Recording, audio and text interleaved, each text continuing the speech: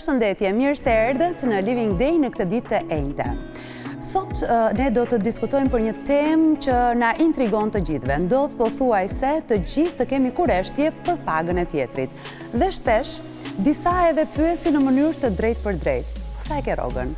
Do të kemi shumë të vërteta sot se si vendosen pagat në Shqipëri. Ftoj në studio Dalina Gjicali, eksperte në tregun e punësimit. Dalina, përshëndetje. Përshëndetje. Mirë se vjen në Living Day. Mirësi u gjeta. Do të flasim sot për një ndër temat më të diskutuara, është në komunikimin e të gjithëve, e merr shpesh politika, e diskuton patjetër ekonomia, paga. E nisim nga fillimi. Kush e përcakton pagën e individit, pagën e punonjësit, pagën e dikujt? Është guximi i atij për të negociuar edhe për të kërkuar një pagë? A është tregu ai që e përcakton? Ka disa komponent. Sa më i mirë të jetë i rregulluar tregu në këtë drejtim, aq më pak influencë ka individi. Sa më i çrregullt të jetë tregu dhe mungesë transparence të ketë, aq më shumë fillon pastaj dhe ndikon forca negociuese e individit. Që do të thotë ne në Shqipëri jemi më shumë në kategorinë e dytë apo në kategorinë e parë? Jemi diku mix në varësi të industrisë. Në parim janë disa komponentë që rregullojnë përcaktimin e pagës. Komponenti kryesor është kërkesë ofertë. Pra, sa i nevojshëm është ai pozicion për cilin po negociohet në treg, sa kapacitete ka në kuadër kandidatësh dhe në varësi të asaj përcaktohet edhe vlera e pozicionit brenda një kompanie. Ka të bëjë shumë politika e kompanisë, pra nëse kompania ka një politikë shumë të fokusuar te vlerësimi i punonjësit dhe kërkon që të jetë nga punëdhënësit më të dëshiruar, ka një qasje ndryshe ku përcakton kompensimin dhe pagën e pozicionit. Pastaj janë edhe elementet që futet negocimi individual dhe pozicioni për cilin po flasim, sepse në një strukturë institucionale, në një strukturë kompanie, disa pozicione të cilat kanë një impakt më të drejtë për drejtë të ardhurat e kompanisë, absolutisht që dhe vlerësohen me një kompensim më të lartë. Kështu që në varësi të pozicionit edhe ky bëhet një komponent për të përcaktuar pagën e këtij pozicioni. Se si të kemi guxim për të negociuar pagën tonë, ndoshta do ta mësojmë gjatë rrugës. Kam nxjerr disa pika që do doja t'i bisedonim. Dhe po e nis nga rishtarët, nga ata që hyjnë në tregun e punës. Por viteve të fundit gjithmonë më shpesh po shohim të rinj të cilët nuk nisin punë në qoftë se gjenden përballë faktit të një page shumë të ulët. Pra, nuk nisin më punë, le të themi me 300.000 lek, 30.000 lek rrogë, sepse do të shkojnë aty dhe do të marrin njohuri, do të mësojnë. Bëjnë mirë apo jo, së pari? Unë mendoj që bëjnë shumë mirë. Ashtu? Patjetër, duke hequr ekstremet kur paga është e justifikuar për nivelin e volumit pozicionit dhe prap kemi një lloj kapriçoje nga kjo gjenerat për të vetë vlerësuar veten pak më lart dhe refuzojnë, e heq këtë skenar më njanë. Në të kundërt, mendoj që janë në qasjen e dur sepse duhet bëjmë një paralelizëm. Kjo paga që ofrohet minimalisht ai mbulon nevojat jetike të këtij njeriu.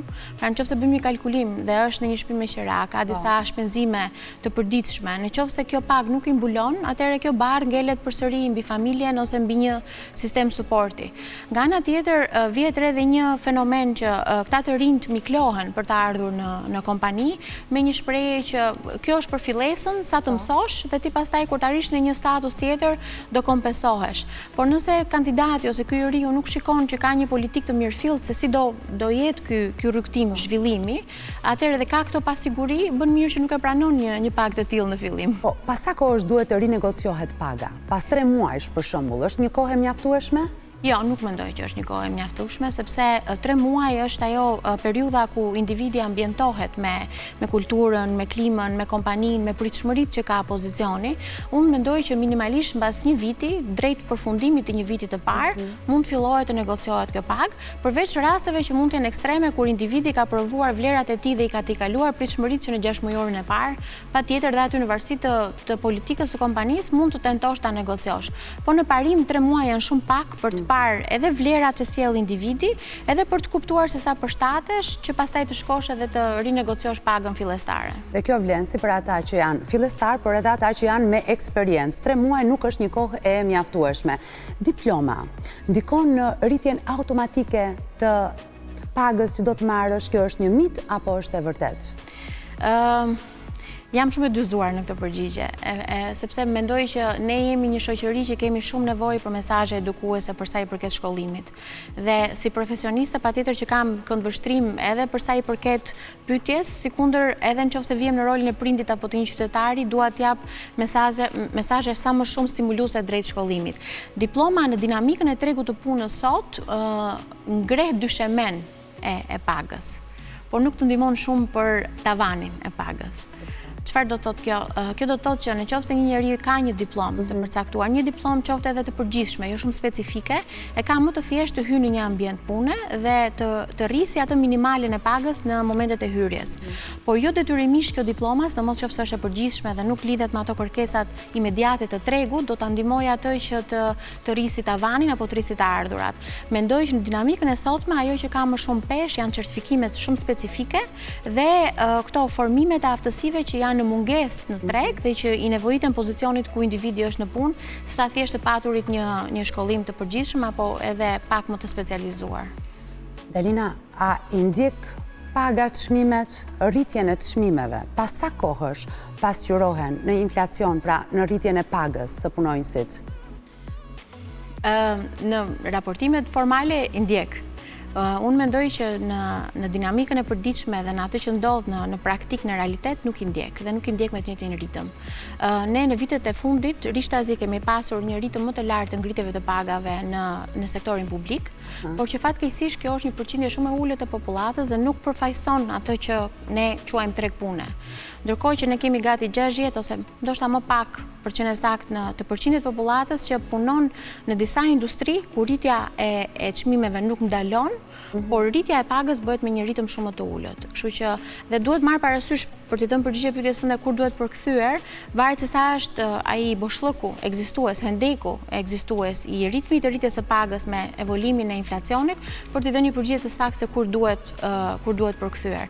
Në momentin që flasim, sidomos në këto sektore që kanë të bëjnë me shërbimin, me ndërtimin, sektorët ku janë pjesa më e madhe e popullatës së punësuar, ritmi i rritjes së pagës nuk është realizuar me të njëjtin ritëm të rritjes së çmimeve dhe të kostos jetesës. Në një moment në Shqipëri doli lista e pagave. Po. Si ndikoi kjo? Si ndikoi te punonjësit, tek punëdhënësit, te marrëdhënia mes njëri tjetrit? Unë mendoj që ky fenomen ishte shumë i shëmtuar. Është gati si ta zhveshësh një individ edhe ta lësh lakurish në mes të një turme, sepse paga është diçka shumë private, është një dhënë shumë sensitive dhe në kulturat tona, pa çka se ne sot akoma kur takohemi, ndoshta edhe me një gjenerat pyetja e parë është a je martuar, a ke fëmijë dhe sa e ke pagën, ose sa e bleve këtë veshje. Ai ekspozim që u bë krijoi një situatë shumë konfuze në treg. E para sepse të dhënat që dolën nuk kishin një saktësi shumë të lartë. Edhe këtu ka disa mekanizma që diku ishte paga e plot, diku ishte paga me një bonus të caktuar, diku ishte një vlerësim i akumuluar mbi pagën dhe njerëzit që janë jashtë industrisë nuk e kuptojnë gjithmonë formulën e saktë dhe gjithmonë i referohen si të ardhura. Këto mund të ishin të ardhurat e akumuluara për një performancë një vjeçare dhe nuk ishte thjesht paga e muajit. Dhe kjo krijoi një konfuzion pastaj sepse u mor si pikë riferimi për disa vite më tutje për të përcaktuar pagat e ardhshme. Dhe ka krijuar konfuzion përtej efektit human që mund të ketë krijuar edhe pakënaqësi edhe konflikte të caktuara që në të ardhurat individuale dhe se sa e dija që i kishe pagën, sa e paske aktualisht në kuadër biznesi, mendoj që në momentet e para u mendua si kur i dha një qartësi, u mendua si kur dha një burim informacioni shumë të fuqishëm për të përcaktuar vazhdimsinë, po afat gjatë kemi kuptuar që ka krijuar një konfuzion shumë të madh. Ka qenë gati një shok për shoqërinë shqiptare. Shok nuk do thosha, sepse ne jemi mësuar deri diku me përpunim të informacionit që ndoshta nuk duhet ta kemi, por ka krijuar një konfuzion edhe ka krijuar edhe një energji shumë pozitive, sidomos në atë impaktin e parë, që më pas dëmi më i madh ishte që ajo u kornizua dhe u përdor dhe si burim zyrtar informacioni për të plotësuar vazhdimsinë dhe rrjedhën se si u rrit paga e individëve brenda kompanive. Si ka ndikuar gjatë këtyre viteve? Më thua që ka krijuar një konfuzion? A pati efekt konkret real? Pati. Unë mund të them sidomos për industritë që nuk ishin të rregulluara, sepse kemi disa industri në Shqipëri, siç është për shembull sektori bankar, që është mjaft i rregulluar. Dhe e bukura e këtij sektori është që edhe kompanitë brenda vetes e kanë të rregulluar këtë proces, po edhe brenda industrisë dhe brenda ekosistemit të tyre e kanë të rregulluar. Për industritë që nuk kishin një rregullim dhe nuk kanë ende, kjo listë pagash u bë si një burim shumë i fuqishëm për të përcaktuar ata nivelet e pagave dhe kompensimit.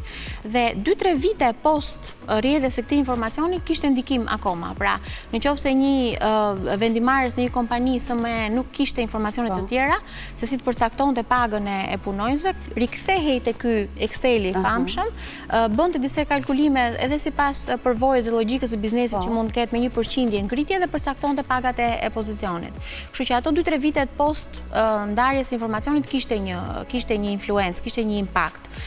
Sot për sot mendoj që impakti është zeruar pothuajse dhe shpresoj që të jetë e tillë situata, sepse kemi fatmirësisht ka filluar të formalizohet pak më mirë procesi, të rregullohet pak më mirë procesi, edhe në ato biznese ose në ato industri që nuk e kemi pasur këtë rregullsim më përpara rrjedhjes së informacionit.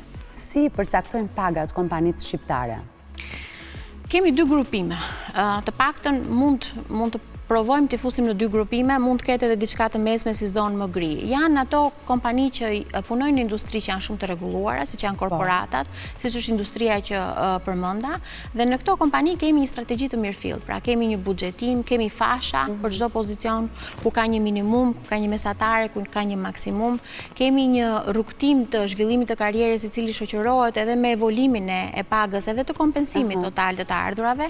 Kështu që ka dhe një strategji dhe një politikë më makro, në qoftë se kompania do të pozicionohet si një punëzënës i dëshiruar, atëherë përcaktohet dhe vendos veten tek ajo 25% e tregut, pra që unë dua të paguaj më shumë punonjësit e mi dhe të qëndrojnë në një elit punëdhënësish në treg.